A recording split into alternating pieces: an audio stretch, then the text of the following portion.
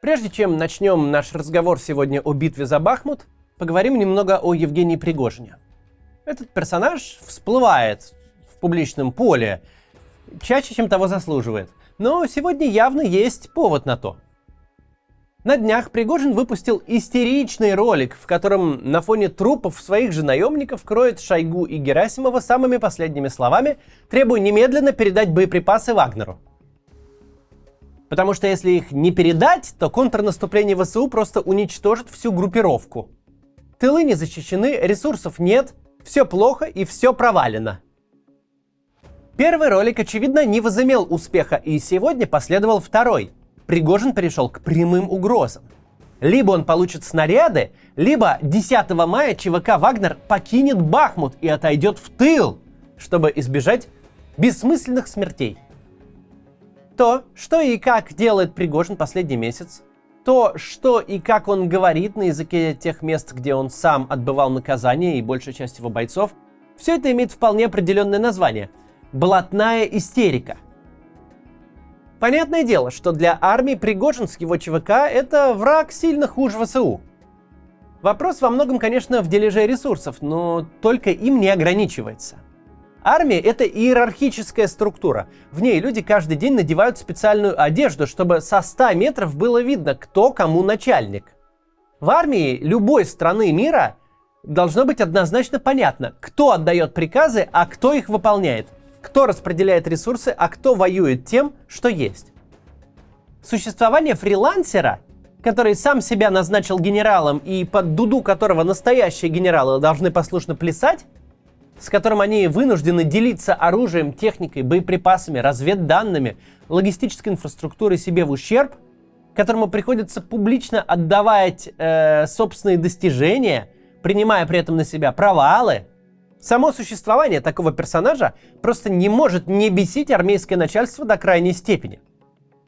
А когда этот фрилансер еще и через день возит армейское начальство мордой по грязи, начальство приложит все усилия, пожертвует любыми фронтовыми соображениями, возможно, даже подыграет противоположной стране, лишь бы от него избавиться. Кто такой Герасимов? Герасимов уже в 1993 году дивизией командовал. За 30 лет он привык к тому, что люди входят в его кабинет на полусогнутых, бледнеют, трясутся и падают в обморок. А тут какой-то урка безродный, его с грязью мешает целыми днями. Понятно, что любой ценой такого пассажира нужно поставить на место, а в идеале отправить в могилу со всей его шайкой. Но дело не только в личных амбициях генералов и их уязвленном самолюбии. Фундаментальная проблема в том, что так вообще-то не воюют.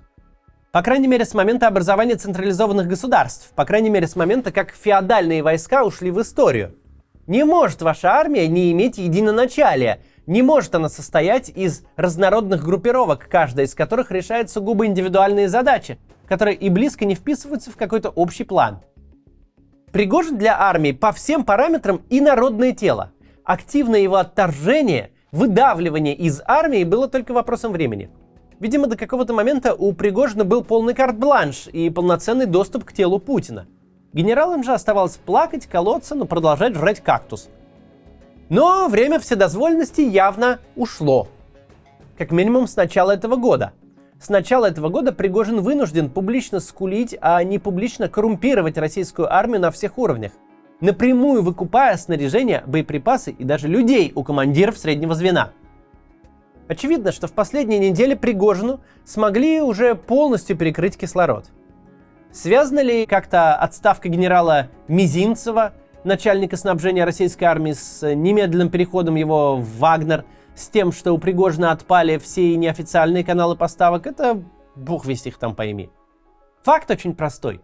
Пригожин больше не скулит. Пригожин перешел к прямому шантажу. Если вы, Ростаки, Шойгу и Герасимов, далее по тексту командование покрывается отборным матом, но мы это цитировать не будем. Так вот, если вы не дадите мне того, что я хочу, то 10 мая моя группировка покинет Бахмут. Как это можно перевести на русский язык? Если генералы не подчинятся Пригожину, то Пригожин отберет у них то единственное, что можно выдать за достижение всей наступательной кампании – захват большей части руин Бахмута. Либо Пригожин получает все, что хочет, либо обеспечит еще одно обрушение фронта, еще одно горькое поражение. Ну и фактически поспособствует контрнаступлению Украины, подарит им Бахмут. Вести безумную наступательную войну с соседом вообще-то ни с какой армией не надо. Но тем не менее, есть то, что есть. Сегодня давайте поговорим подробно про битву за Бахмут. Как она шла, что происходило в последние месяцы и почему она так важна.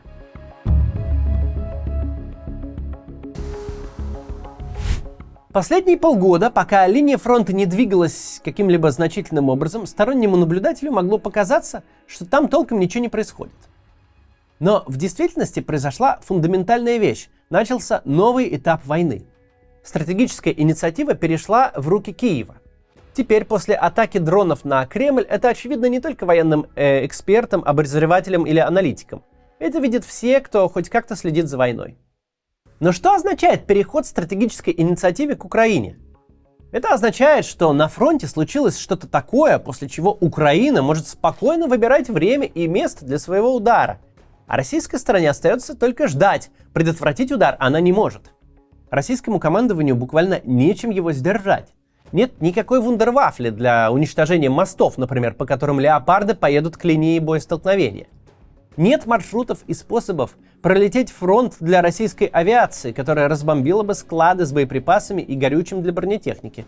Нет больше крылатых ракет, которые поразили бы базы с техникой и лагеря с военнослужащими. Российским генералам остается только принимать бой, зарываться в окопы, собирать кучу артиллерии и искать сотни тысяч снарядов, чтобы ее заряжать.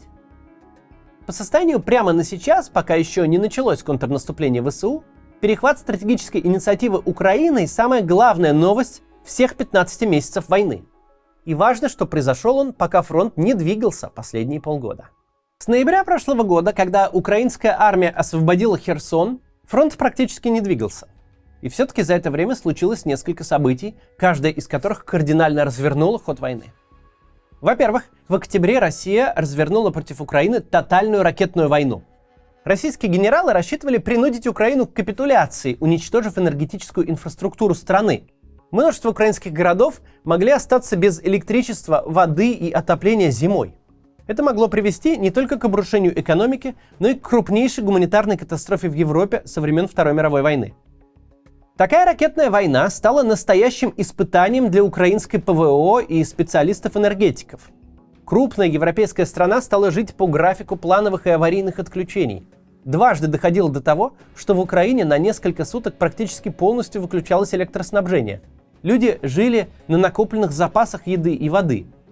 Операционные и реанимации переводились на резервное питание от генераторов, которые Европа собирала для Украины буквально по всему континенту. Украинская ПВО научилась справляться с атаками и даже усилилась. Сейчас Украина не только полностью восстановила круглосуточную подачу света, но и возобновила экспорт электроэнергии в страны Евросоюза. Украинские граждане даже и не думали начать давить на свое руководство, чтобы оно как-то договорилось с Путиным, чтобы прекратились ракетные обстрелы, а совсем наоборот, их решимость вести войну, чтобы прогнать оккупантов из своей страны, только усилилась от этого.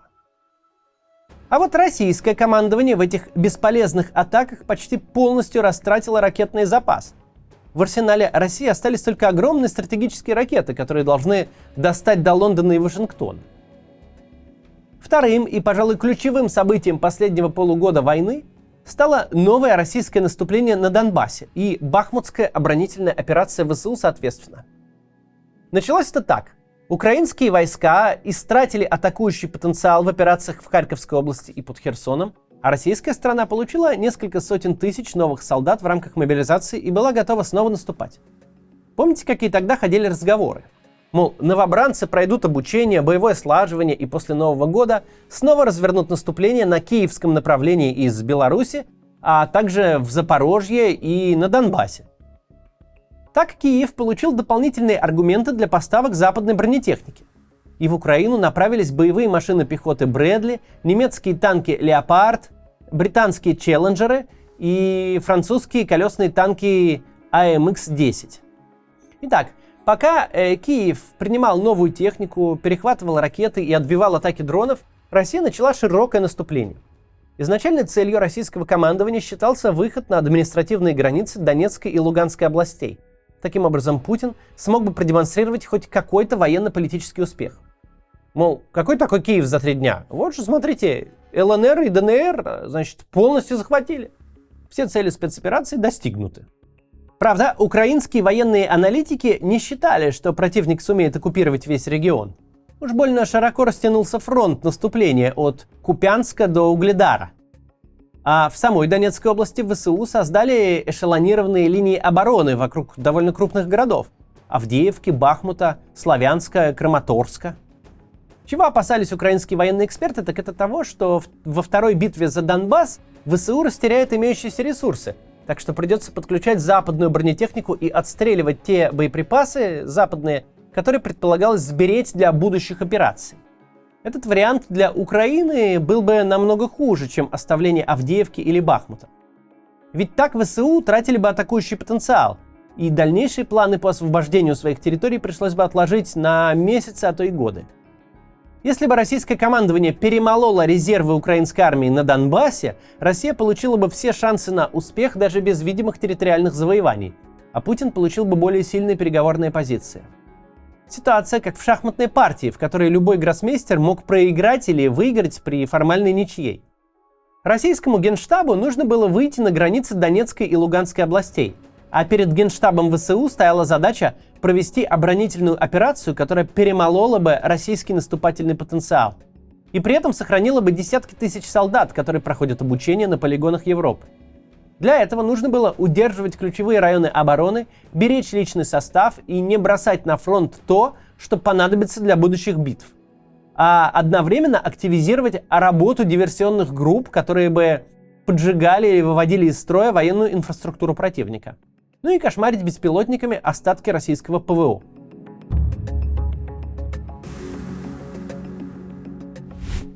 Вторая битва за Донбасс началась после Нового года, когда по промерзшей земле могла перемещаться тяжелая техника. Наступление очень быстро провалилось почти по всем направлениям. Всю его эффективность продемонстрировали бои за Угледар, крохотный шахтерский городок в самой южной точке российского наступления. Сначала российские войска попытались прорваться к городу со стороны Павловки. Это маленькое село, расположенное южнее и ниже по рельефу, чем Угледар. Между ними река Кышлагач. Такой удар не стал сюрпризом для ВСУ. Прикрывшись рекой, они с угледарских высоток расстреливали атакующую российскую пехоту еще в октябре и ноябре. Теперь же у них были цели покрупнее – танки, БТРы и БМП. После первых крупных потерь бронетехники российские генералы внезапно обнаружили, что наступать на врага, который окопался наверху, очень сложно. Тем более, когда вас разделяет река. Вторая попытка атаковать Угледар была предпринята со стороны соседнего села Никольское. Однако очень быстро обнаружилось, что артиллерия ВСУ подбивает бронетехнику еще на дальних подступах, а машины, которые пытаются уйти от ударов, подрываются на минных полях, которыми город окружен по периметру. Российское командование растратило под Угледаром едва ли не 100 единиц бронетехники, не нанеся при этом никакого ущерба противнику и даже, по всей видимости, особенно с ним и не соприкоснувшись. На других участках фронта наступление шло по аналогичному сценарию. Исключением стал Бахмут. Этот городок стал центральной локацией битвы за Донбасс. Бахмут изначально не имел никакого стратегического значения. Он это значение приобрел. Вообще, это небольшой городок, который стоит перед развилкой путей на большую агломерацию на севере Донецкой области – Славянск, Краматорск, Константиновка. И если бы не Бахмут, то изматывающие разрушительные бои шли бы в каком-то из этих городов. Но после отступления из Северодонецка и Лисичанска ВСУ закрепилась у Бахмута и Солидара. И именно на этом направлении наступал Вагнер. Таковы два обстоятельства, которые предопределили бахмутскую мясорубку, идущую уже 278 дней. Изначально фронт приближался к Бахмуту медленными темпами. Шли бои за окрестные села и за городок Солидар. Здесь можно было закрепиться и сдерживать наступающего противника. Однако к тому моменту подразделения Вагнера были на пике своих сил. К ним направлялись мобилизованные заключенные, которых российскому руководству было совсем не жалко гробить в лобовых штурмах. Их стали называть мясные штурмы. К ним же стекались огромные потоки боеприпасов. Гораздо больше, чем к другим подразделениям на Донбассе. Все это позволяло вагнеровцам метр за метром продвигаться вперед, оставляя после себя усеянную трупами землю. Чем дальше, тем труднее было украинской армии сдерживать фронт под Бахмутом. Впрочем, сложнее становилось и вагнеровцам. Они не могли обеспечивать постоянное и стабильное продвижение по всей ширине фронта. Приходилось наступать то в одном, то в другом месте. Выяснилось, что командиры наемников не могут организовать продвижение на нескольких участках фронта одновременно. Например, когда вагнеровцы вышли к Бахмуту с юга, они несколько месяцев не могли сдвинуться с места из-за недостатка ресурсов. Пока 25 января севернее Бахмута не пал совершенно стертый с лица земли Солидар. Бахмут стал натуральным ремейком Верденской мясорубки. И если самое кровавое сражение Первой мировой шло 9 месяцев и 27 дней, то битва за Бахмут всего на 22 дня меньше на данный момент. Ценой больших потерь ВСУ удержали фланги и не допустили окружения в Бахмуте. Сколько ни бились вагнеровцы, они так и не смогли закрыть небольшой коридор шириной в 3 километра, по которому снабжался украинский гарнизон. Таким образом, чтобы захватить Бахмут, российским силам пришлось вести тяжелые, изматывающие и кровавые бои в городской застройке. Сущий кошмар для наступающей армии. Ваши танки абсолютно уязвимы для противника, который прячется буквально в каждом доме. Маломальское продвижение способна обеспечить только пехота, но и та будет долго биться за каждый перекресток, за каждый дом, да и вообще и за каждый этаж в многоэтажке. Рано или поздно, чтобы хоть как-то поддерживать темпы наступления и показывать результат, вашей артиллерии придется тратить прорву снарядов, чтобы сносить квартал за кварталом. Потому что в городских боях опорным пунктом вашего противника может быть каждый дом и каждая пристройка, даже руины. Вы неделями берете правую стенку курятника, ежедневно сжигаете тысячи снарядов и десятки тонн топлива, которые вы вообще-то закладывали для продвижения вперед. Такое сражение обрастает громоздкой логистикой, склады с боеприпасами, базы ремонта техники, стабилизационные пункты, где оказывают помощь раненым. В общем, кромешный ад. И вся эта инфраструктура очень уязвима для дальнобойной артиллерии. И каждое поражение склада или базы с техникой еще больше затягивает ход вашего наступления.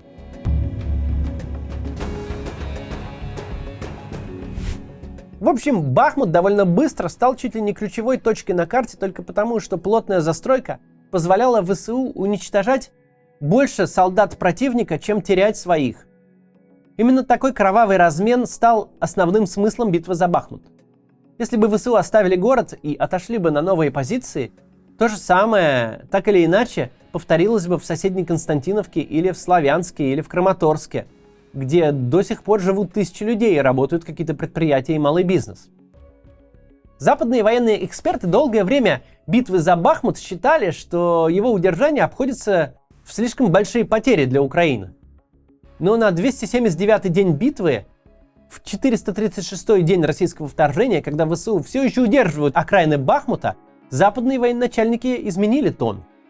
И глава Пентагона Ллойд Остин, и глава Объединенного комитета начальников штабов армии США Марк Милли однозначно утверждают, Бахмут стал той точкой, где Украина смогла постепенно уничтожить основной атакующий потенциал российских войск.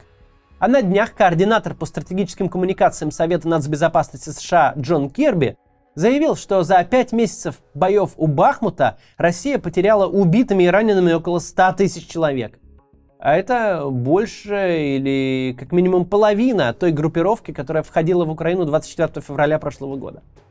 Если эти данные правдивы, то такие потери действительно отразятся на состоянии всей российской армии. Они, в общем-то, уже сказываются. Вот кто бы на первой фазе вторжения мог представить, что через какое-то время Пригожин, как лицо самого боеспособного формирования российской стороны, будет публично ставить ультиматумы Генштабу. Либо ему сейчас же находят боеприпасы, либо он уводит своих бойцов с фронта. Кто мог вообразить, что пригожинские ежедневные сводки об убитых будут дублировать работу украинского Генштаба и практически совпадать по цифрам?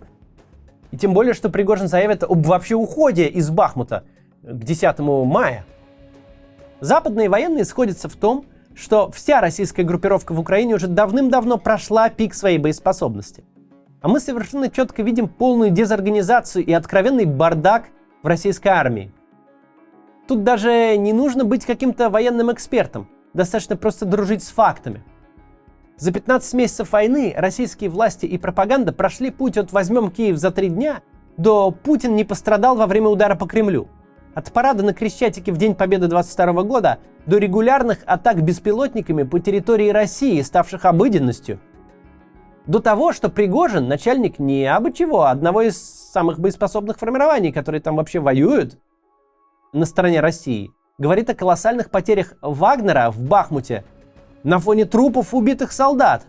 И делает это так же открыто, как кроет Шойгу и Герасимова распоследними матами. Очевидно, что к контрнаступлению Украины вооруженные силы России подходят в плачевном состоянии.